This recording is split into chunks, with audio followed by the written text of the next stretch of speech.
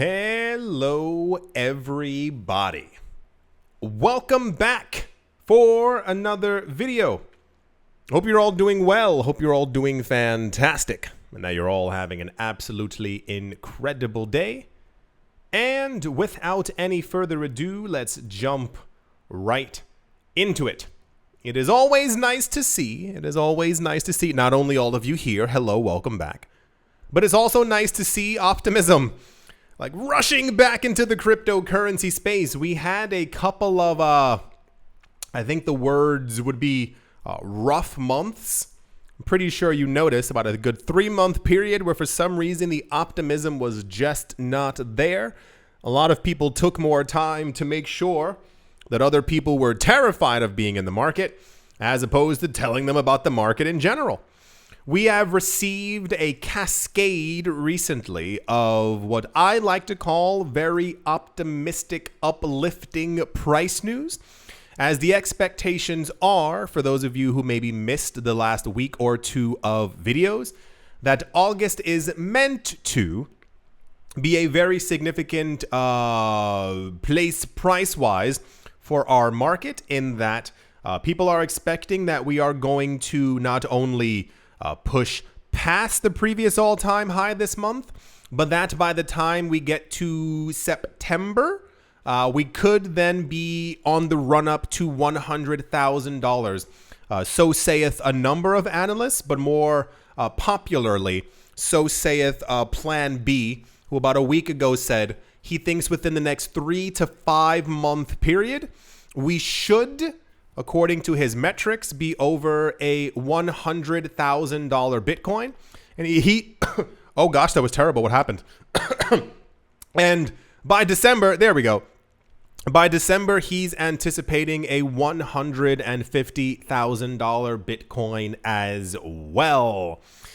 Ki Young-ju, who is often in the news, that is Young space JU, CEO of crypto analysis firm CryptoQuant, made an impressive statement regarding an upcoming rally for altcoins. It is usually number one news, or the number one question: when is alt season? When is altcoin season? When are the altcoins going to completely lose it, basically, within the market? If this is your first cycle, or if you simply don't remember, we historically normally need Bitcoin to pump, not like move up a bit. We need like the bull run to begin. And this is usually, so if Bitcoin, as I've said before in thousands of other videos, if Bitcoin goes up by 4%, altcoins go up by 10%. If Ethereum goes up by 8%, some altcoins will have days where they go up by 16%. We need this like rush and this flurry of money to re-enter the market for Bitcoin to do extremely well. And then typically, if this is your first rodeo, it gets a bit insane. I know that how do I put this into words? I think if this is your first time here, you hear me say that the market is going to go berserk, going to go bananas, but it literally almost means nothing to you because you've never been here before. You are going to experience days where you wake up and your portfolio is up by $5,000, $15,000. It's not a joke. It gets really insane, and it mainly usually comes from people who are holding altcoins. Bitcoin will be in green, as will Ether, as also the expectation still for Ethereum is a $10,000 coin by the end of this year because of the level of accumulation that we've been seeing. The amount of Ether that's not on exchanges, 90% of all Ether is no longer on exchanges. There's less than 10% of all Ether. And 28, 30 something, whatever percent of Ether is now being staked inside of the network as well. And we're constantly seeing inflows of Ethereum into the ETFs, even if a lot of the time the news is about outflows. If you look at how much Ether they have, it's a significant amount. Talking about the upcoming rally in altcoins, he said in his latest statements that there has been a significant increase in limit buy order volumes for altcoins other than Bitcoin and Ether, indicating that significant buy walls are being built. He said, and I do quote, "Whales are preparing for the next altcoin rally.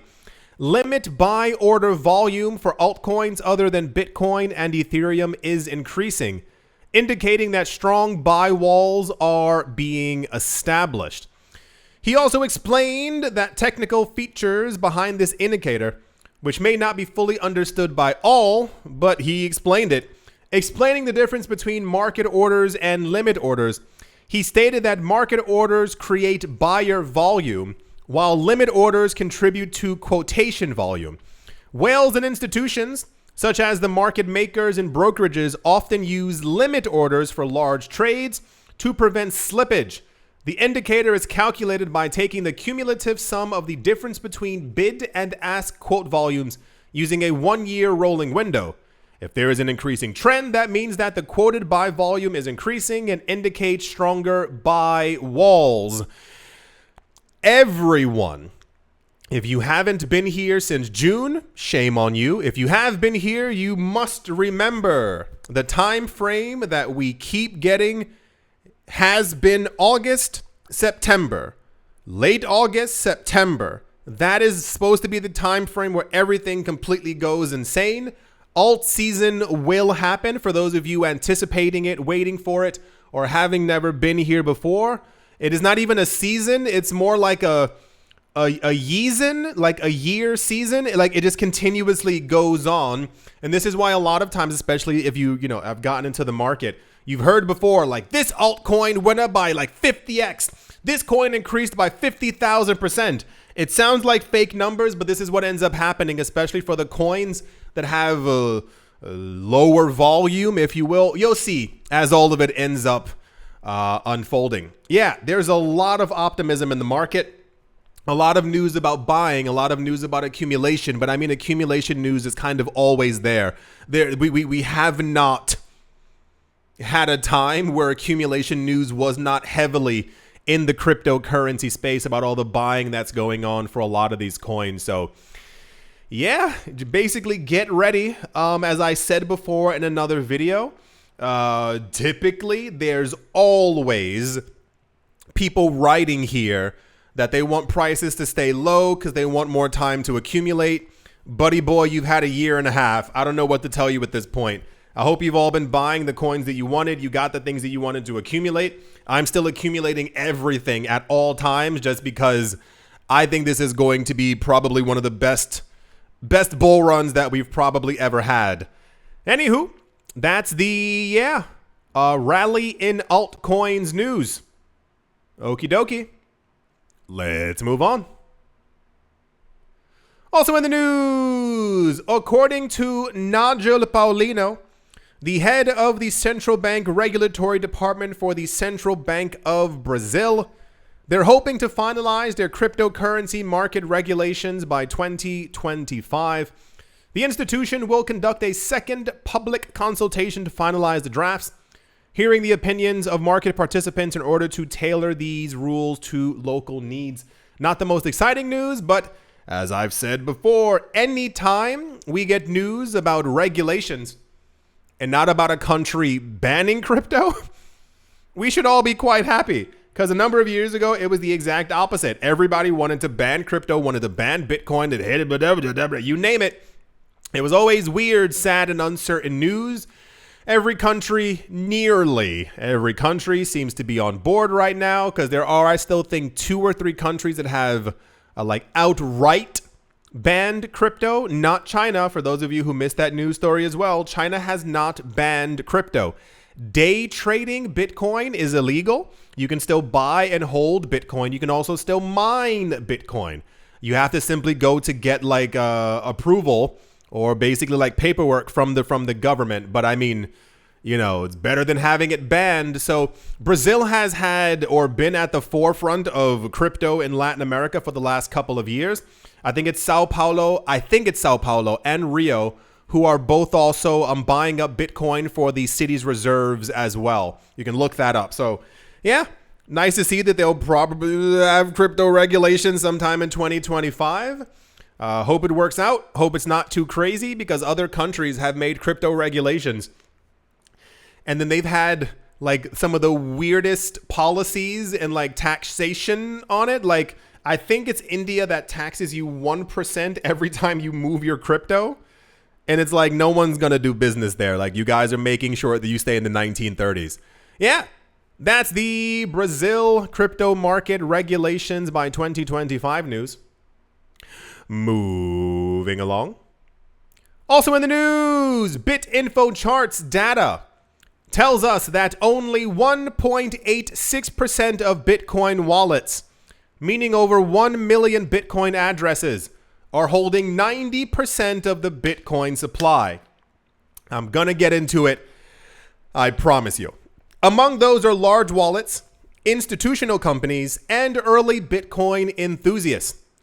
Already 90% is held in about 1 million wallets in a world of 8 billion people. 8 billion people, 8 billion people. Out of 8 billion people on the planet, 90% of all the Bitcoin is held in 1 million wallets. For those of you who do not know, many people don't have all their Bitcoin in one wallet. So this is probably more likely around 500,000 to 250,000 people on the planet who are holding 90% of all the Bitcoin. I'm going to get to it. Just wait. Caroline Bowler highlighted both the positive and negative aspects of this scenario. She said, on one hand, it raises concerns about market manipulation, centralization, and liquidity constraints. On the other hand, it provides significant market impact, strategic advantages, and exclusive opportunities to those large investors. According to what? Oh, okay, that's a weird name for a website. A little over 46 million Bitcoin wallets hold at least $1. That's what? $1 in assets. Okay, half of these hold over $100 in Bitcoin. 104 addresses have close to 16% of the total supply. 5 days ago? 4 or 5 days ago, we had news that 91% of all Cardano, all ADA, is held by retail, is held by everyday normal people. That's a fantastic metric. On the flip side, 1.8% of Bitcoin wallets are holding 90% of the amount of Bitcoin. When I tell you, listen, we're going to have a real conversation here. We're going to have a real freaking conversation right now. When I tell you that rich people are buying Bitcoin, I know that only some of you are listening. When you don't see that prices are reacting to the news of the day, to the news that I'm saying, to the things that are going on, I understand the mindset of people. They lose interest. It's not as fascinating. It's not as crazy. Because if Bitcoin was pumping, you'd all be buying. You'd be buying fragments. You'd be buying as much as you possibly can to try and keep up, especially if Bitcoin was at 150K, 270K, going to $300,000 per coin. The way that wealth, like rich money is accumulated is by constantly buying incessantly. You do not stop. You continue doing it for a number of years, regardless of if prices are up or if prices are down. Someone asked me this was maybe like a month ago on Twitter. I don't know who you are. Hello to you. They were asking, they said, are you buying right now? One of this coin called ECOMI, E-C-O-M-I, went up in price because the people from VV announced that they were finally going to have, you could swap the coin, the coin OMI, for NFTs on like a third party platform, which I assume they did because of SEC regulation, what have you. They were asking, was I buying the coin? And I said, I'm always buying the coin. I'm always buying crypto. There's never I don't look at the market and go, oh, prices are down by 4%. Because some people look at prices going down and they go, well, I'm not going to buy because, the price might go down further. This is one gigantic mistake that retail, everyday normal people tend to have. I'm not saying it's everyone. This is a common mistake where you see the price of something go down and you assume, well, it's going to keep falling, right? Because that's how the market works. And then you don't buy. I watch tons and tons and tons and tons and tons of real estate shows. I love real estate. Cornerstone of my investing strategy. I love real estate. I love getting rent. I don't know why. I told you before, I still watch this show. It's called Location, Location, Location. It's from the UK. I've been watching that show since around 2011, maybe 2010, maybe 2012, somewhere around there. I still remember this.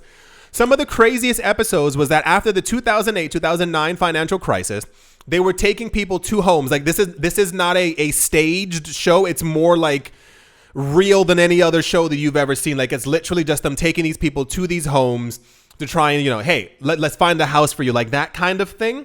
Great show. I love it. Anyway, the point is, I remember 2012, 2013, they had this guy and his wife, and they went to go see a house. And the housing prices were down by 20, 30%. And in London, if you know London property prices, London is bananas. Like London's not even remotely like a real place.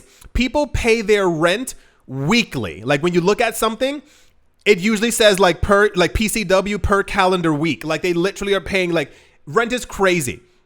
I know someone who moved there, 1-bedroom apartment. He's paying $5,000 a month. London's nuts. London's absolutely bananas. They were talking to this guy and they were saying like, do you like this house? And he's like, yeah, well, property prices have fallen by 20 to 30%. And the hosts were like, yeah, it's a great buying opportunity. And he went, yeah, but it just doesn't, maybe prices will fall further. They had this couple back a couple of years later. They had this couple back on the show. Property prices had risen because the rich people see the prices go down and they take advantage of it. Prices had risen, and he literally said on the show, but what if they go back down? And the two hosts were like, well, you can't really, yeah, but what if, I heard from someone online that prices might go back down. They showed these people houses and apartments for an hour, a literal hour worth of TV, multiple houses, and they didn't choose anything. On the other flip side, here's another crazy story. This is a video from around there's something in the UK. I don't know why I watch so many UK shows. I don't know why. They have Channel 4 and Channel 5. You can find, if you want to find some crazy documentaries, go on YouTube and type in literally either Channel 4 documentary or Channel 5 documentary, usually more on Channel 4. Anyway, the point is they had this documentary about like how wealth was made in Britain. And they were talking about like the old money and the new money. This is more than a decade ago. I can't imagine where this woman is now. I cannot imagine what she's up to right now. There was this woman, she was a nurse, like a literal nurse, not a specialty nurse, not a mega nurse, she was a literal nurse. If you know London is separated into zones. I lived in London for a while. So they have the city center is zone 1.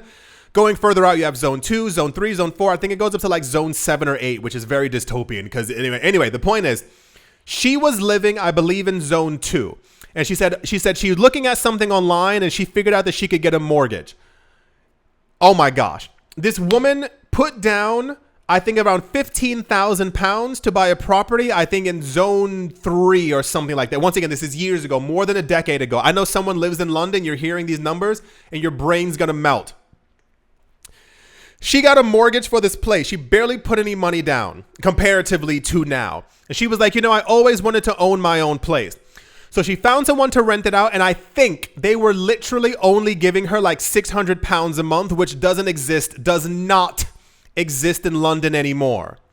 That money that she was making was paying off the entirety of her, I think, 20 or 30 year mortgage. And she was like, I'm not making any extra money on top, but like from the tax abatements and like the tax reductions that you get from having bought a home and having a mortgage, she's like, I guess it's okay. They were following this woman. I wish I could find it. They were following this woman over like the course of a year or 2 years on her journey to try and like buy investment properties. By the second time they saw her again, she had 3 properties. The next time they saw her, she had 7 properties. And she was like, it's really cool because rent has gone up in London. So one of the places I'm now charging $650 for rent. So the extra $50 I get to now spend, and I'm going out with my friends, and like we go have cappuccinos. It's really, really nice to like have that freedom. By the end of it, I think this woman had 10 properties. I'm not joking. I swear to goodness, I wish I could find this video. She had 10 properties. They had followed her for like a year and a half. And she was saying, she was like, rents have gone up across London. She's like, I'm making like a profit now. She was like, I think hopefully if rental prices go up in London in maybe 2 or 3 years, maybe I can retire. I think of this woman at least once a month. You think I'm joking? Because I sat there and I was like, some of those 1 bedrooms were in nice areas. This was before people were literally being pushed out of zone 1 and zone 2 and zone 3 because of how expensive things are now. That 650 that she was, I mean, like a nice, when you looked out the window and the little balcony that it was looking over a park, multiple of her properties. These places are probably at least bare minimum renting out for $1,400, $1,500 a month. And that is bare minimum. I don't know if you've seen these videos online of like these people walking in. I mean, it looks like the Harry Potter closet. It's not a joke. And these things are $1,200 a month in London. London's wild. This woman is at least, and I would dare even say she's probably making $2,000 per month per property. Easy. Her mortgages are probably almost nearly completely paid off because you can like always like pay extra to have, the money amount go down. That's how wealth is built. I'm sorry for the rant, but this needs to be said. As long as I've been in this market, we've had news for years about people buying up Bitcoin. I've been telling you there's not a lot of Bitcoin left. And I get such skepticism all the time. What are you talking about? Like there's tons of Bitcoin left on exchanges. Bitcoin's price went down. Like what do you mean people are buying up Bitcoin? What you don't get is that it's a literal slow and steady wins the race kind of thing. When I tell you that there are wallets, there are dozens of wallets daily that are buying 25 Bitcoin, 50 Bitcoin, 100 Bitcoin daily. It's a non-stop buying over and over and over and over. And then we get news like this. It's not that this news is meant to necessarily be touted as something, negative, but you would typically assume or want the numbers to go in the opposite direction. Why do you think I'm always telling you, tell people about the market? If Bitcoin goes to 1 million, if Bitcoin goes to 7.4 million, if Bitcoin is at $23 million in the next 2 or 3 decades, I want you to benefit from that. I want you to be the holders of these coins. I don't want Novogratz to be worth $1 trillion. I don't want Tesla to be worth $14 trillion. I want you to have Bitcoin and crypto in your hands. Do you understand what I'm saying? Years ago, we used to have a lot of centralization news about Bitcoin. Look how many whales are holding Bitcoin. Look how few people. And I'm like, of course. Because everyone becomes so skeptical when prices go down. People literally stop buying. Everyday normal retail people who jumped into the market to make a quick buck, they leave. They leave the market. I notice that during a bull run on this channel, my views go up to around 25 to maybe 30,000 per video. The last couple of months when prices have been falling down, I'm averaging around 11 to 14,000. I see the interest disappear because there's no long-term vision. That woman bought these houses years ago, and I never saw another video about her. I assumed this woman was like, well, I'm going to buy 10 more. When prices go down, you buy. It's not, I've shown you articles before on this channel. Sorry for screaming into the microphone. I've shown you articles before. It will say something. Whales are buying despite the recent Bitcoin price drop. And I'm like, no, they're buying because, not despite. Not because oh, it's scary, the prices are falling down. When you talk about these people who've been buying for all these years, of course, the whales own all the Bitcoin because they've been continuously buying.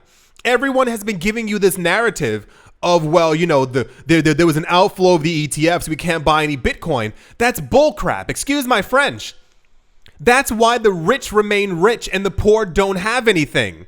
I mean, we also have, circumstances and economic situations. I can't talk for everyone, but you understand what I'm saying. I told you this before. When I was growing up, if I had known, my best friend, one of my best friends, just told me, hello if you're listening, he just told me, he was telling his brother about investing. I got my best friend into investing years ago. I was like, listen, if this is going to work out as a friendship, you got to get into investing. He loves investing now. It's all he does. He told me that he told his little brother about investing, and he was like, listen, if you buy this stock for $45 and every 3 months they pay you a dividend of 38 cents, whatever the case might be, what happens if you own 2 of them? And his brother was like, well, you would get double the money. He's like, yeah, so you keep that train rolling. He said his brother's his brother's not even 18 yet. His brother sent him this TikTok video, because young TikTok. Sent him this TikTok video, and it was someone saying the exact same thing. He was like, you were right. His brother's literally trying to get a job now to put money into the market so that at 18, he can start making money from dividends. And I was telling my best friend, I said, imagine when he hits 30. Imagine when I have chills. Imagine when he hits 35 years old. He's going to have so much passive income, so many assets. I think about that before for my own life. My family did not invest. We did not have money. There was nothing. Like, there was never an idea. If someone had told me at 13 years old, if you buy this stock, you every 3 months, you will get in the mail a check for this amount of money, I would have dumped the entirety of my allowance, any birthday money that I got, into the stock market. I can't express how much I'm not joking. That's why I think I'm so insane when it comes to the cryptocurrency market, when it comes to investments, because I feel like I'm trying to make up for lost time. I didn't get into investing until like my early 20s, 22, 23, somewhere around there. I didn't really get into it until around 24, 25. And I mean, I threw myself at it because I realized what was possible, what was capable in all different types of markets. I told you before, for those of you who didn't watch like the earlier videos on my other channel, Money Rules, I had a thing. I was buying so much property, so much cheap property everywhere. Like I even had a place years ago in Budapest. I bought that place for $28,000 because property is still so cheap there. It's insane, like what you're capable of and what you can do, and how many people just sit back and don't pay any attention. I remember screaming into the microphone in 2017, 2018, and I was like, you see the opportunity in front of you. You see where the cryptocurrency market is going. How many of you were here at the end of 2016, early 2017, where I was like, XRP is less than 1 cent? We heard that they were partnering with all these banks. XRP had just been tested by the Federal Reserve. You can find the article for it. And I was like, something big is going to happen to this coin. So many people rejected it. No, nothing's going to happen. It went up to almost $4. Imagine the next 10 to 15 years. Imagine the next 10 to 15 years in this space. We are talking about Bitcoin swinging between $60,000, $70,000 right now.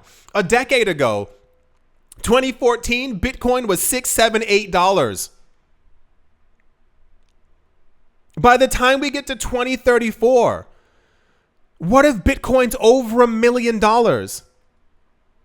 And the majority of people inside the market don't pay attention, don't buy it. Why do you think I'm constantly warning you about buying these crappy coins on Solana? Are you not getting it? How has it not formed in your head yet? Look at where this market is going. Look at where everything has taken place. We're getting $1 million price predictions for Bitcoin in the next 5 to 6 years. Where's the price in 2040? How high is Bitcoin? How big is the usage? How rich are people? 1.8% of wallets are holding 90% of it. It's because they've been buying nonstop. This isn't me telling you to, dump everything you have into Bitcoin. But do you understand what I'm saying? We used to have news like this and it was always touted as something negative and centralized. And I'm like, of course it's happening this way. It's a brand new way of transferring money. Bitcoin transfers trillions of dollars through its system. Trillions. Do you understand the basics of economics? That there's a system that does 3 to 5 transactions per second. And it's transacting trillions of dollars. That's trust. That is trust in this new system and distrust for the old system. Why aren't these people choosing that $1 trillion amount to send through Swift, to send through the old system? Why are they choosing Bitcoin? Why is the trust there? Why is this accumulation happening all the time? Why, whenever the market's going down and in between the bull runs, every day we keep getting accumulation news? And I see my views dropping, and I see that the lack of interest is there. And the friends who were all for it before, no one is touching it. The market begins to move back up, and I'm like, dude, you had 2 years to accumulate. You had 2 years of prices going down. It's insane. It's like absolutely nuts what's happening to the world right now. Of course, so few people are holding Bitcoin. Of course, so few wallets have been accumulating. It's that million addresses is not a million people. It's so crazy what's happening right now. And it's only going to get worse. It's only going to get crazier. Do you understand what 1.8% means? That's going to become further centralized over the course of the next decade. We had stuff for years where I was telling people, because we had rumors of BlackRock getting into Bitcoin in 2018, 2019.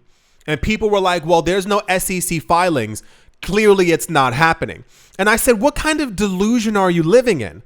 Even the news that we got when BlackRock and Fidelity were officially getting into Bitcoin ETFs and into Bitcoin, I made a video and I was like, these companies have been buying for like about a decade now. And everyone was like, no, that doesn't make any sense. And I was like, you think these people woke up and they were like, I guess we'll do it today? They've been researching. They've been looking. They look at all the money going through the market, how stable it is, how Bitcoin has had no downtime. Bitcoin has no competition. And I want you to remember this video, remember this channel. When Bitcoin goes to 1 million, 1.5 million, $1.9 million, I want you to remember these moments and how rich and wealthy these people are going to be. The rich are already. They're hyper consolidating all their wealth and all their power. These people will never be poor again. Do you understand what it means to create like a literal legacy? Like, think about it. Why do you think rich people are buying up all the land, all the lakes, all the houses, all the apartments right now? Why do you think there's such a huge discussion about corporate landlords? When you own all the land and someone wants to farm on it, you have to rent it from them. You have to pay them. When you own all the houses and you own all the apartments, you can only rent. You have to rent. You will never own again forever. These people pass down these homes and these assets to their family members. If you look at the movements of rich people right now, they're moving to countries that have very low inheritance taxes. I was looking at a documentary. It was a video thing from CNBC. You can find it. It says, it's called Why Does Switzerland Have So Many Billionaires? Do you know why Switzerland has so many billionaires? Because the highest, I believe the highest inheritance rate in Switzerland is 1%. And I believe that's in Zurich, because every single canton, like not district, but like place in the country has their like different like taxation rate. So rich people are usually choosing Zurich as their place to go. Some of them have 0, but they're smaller towns. If you want to live in a larger town that has tons of things to do, you're next to the mountains, yada, yada, yada, 1%. You can see the movement of money everywhere. You can see this hyper consolidation of stocks with companies, these mergers of these companies who own all the airlines, who own all the buildings, who own all the retail space. I told you years ago, I had a friend, we don't talk anymore, but I know he's working for the same company. His job, basically, they were like a real estate finder. He said these companies would call them casually. Hey, how's it going? Yeah, so we worked with you guys before. We have around 23 million that we don't know what to do with. Can you find us some property in London and in Paris? His job was literally to get onto a plane and find this property for them, to contact them, to go look at the property and say, hey, you know, this one's 11 million, this one's 9. Okay, cool, thanks. And then he would like broker the deal. People don't get what's going on. There are entire cities that are almost completely owned by families already. These people will never have to work. They will never be poor. They will never want anything in their lives because they will be able to always get it. And then you look at sometimes some of these things on YouTube and, you know, how are these people so rich? It's because in the 50s and 60s, they were like, if I buy this piece of paper, for those of you who don't know, like stocks used to like literally be a piece of paper. I get passive income from this. I've seen stuff before about real estate investors in the 1970s. They lived their best lives because real estate wasn't seen as an actual financial product until the early 90s when REIT ETFs began to come out. REIT, R-E-I-T, real estate investment trust. It was seen as like something you could invest in, but it wasn't like a money-making machine. So there were people literally buying homes across America, $8,000, $15,000. These things are worth $500,000 now. You pass them on to your kids. Okay, my dad just gave me 37 homes. You're wealthy now. And you continue doing it. Even if you don't do what he was doing, you have money coming in forever. He's taught you how to invest, where to put that money, how to keep the ball rolling. They get older, they pass it on to their kids. Yeah, I got 45 houses from my mother and a whole bunch of stock and a whole bunch of land.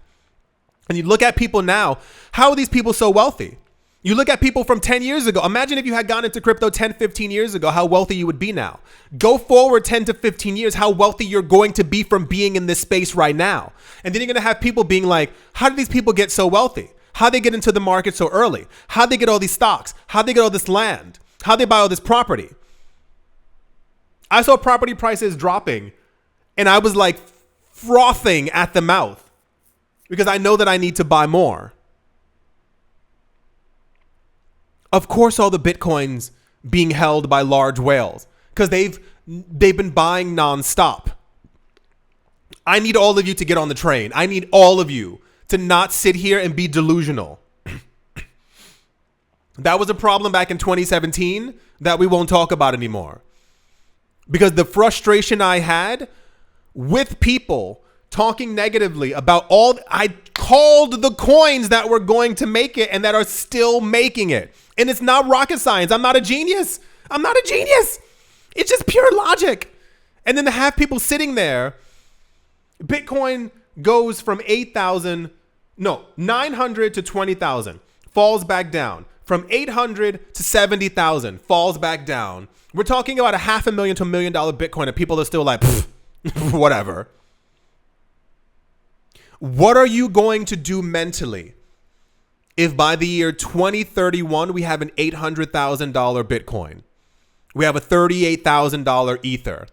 We have a $27 XRP. What are you going to do mentally? You're going to sit there and be angry. Why wasn't I paying attention? Why didn't I look at all the signs? Bitcoin was in the news every single day. How did I not pay attention? It's nuts. While I would love to live in a world where Bitcoin was more evenly distributed, that's not the case anymore. I've been telling you that for weeks and months and years. It's not going to be the case. These people are only going to buy more. I told you that person was talking to me on Twitter. He was like, you keep exaggerating. Like there's going to be more than enough Bitcoin for everyone. And I was like, you clearly you never learned how to count. People are going to be lucky in the future if they have 5,000 Satoshis. Lucky. If Bitcoin was evenly distributed, there would only be 300,000 Satoshis per person. 300,000 sats per person if Bitcoin was equally distributed across 8 billion people. That number has dropped dramatically. If you have 1/100th of a Bitcoin, there are billions of people who will never be able to catch up to you. 1/100th of a Bitcoin. If you have 1/10 of a Bitcoin, you have far outpaced nearly everyone on the planet. Do you understand what's at stake? Like what's happening, what's going to happen? How much money people in crypto are going to make, especially this bull cycle. People have no idea what's coming. People have no clue what's in front of them. People are so concerned. Whatever.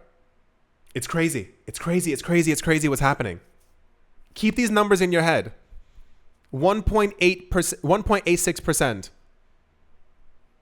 1 million wallets, 8 billion people.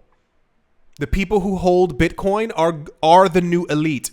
These are the new wealth. Like this is the wealth transfer that we're witnessing right now. It's crazy, dude. It's absolutely crazy.